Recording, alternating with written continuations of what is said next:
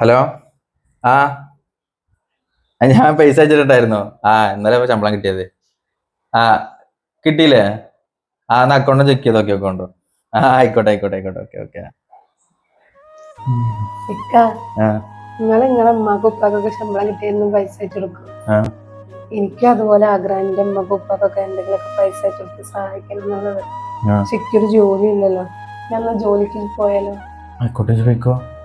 ഉറപ്പായിട്ട് ഞാൻ പോട്ടെ. പോയിക്കോ. എന്റെ വലിയ ആഗ്രഹം ഉമ്മാക്കും ഉപ്പാക്കൊക്കെ എന്തെങ്കിലുമൊക്കെ പൈസ കൊടുക്കണം എന്നുള്ളത്. ഞാൻ പോട്ടെ. പോയിക്കോ.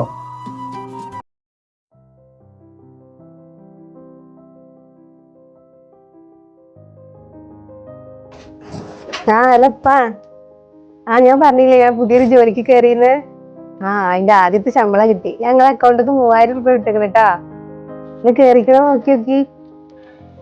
എന്താ ഈ മാസം 3000 രൂപ അയച്ചേക്കണത്? സാധാരണ എല്ലാ മാസം 5000 രൂപ അല്ലേ അയക്കല്? 5000?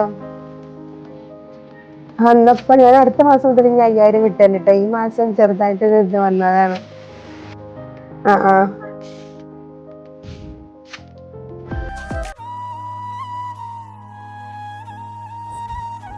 ഇക്ക, നിങ്ങൾ ഇതുവരെ എന്താ എന്നോട് ഒരു കാര്യം പറയാണ്ടിരുന്നത്?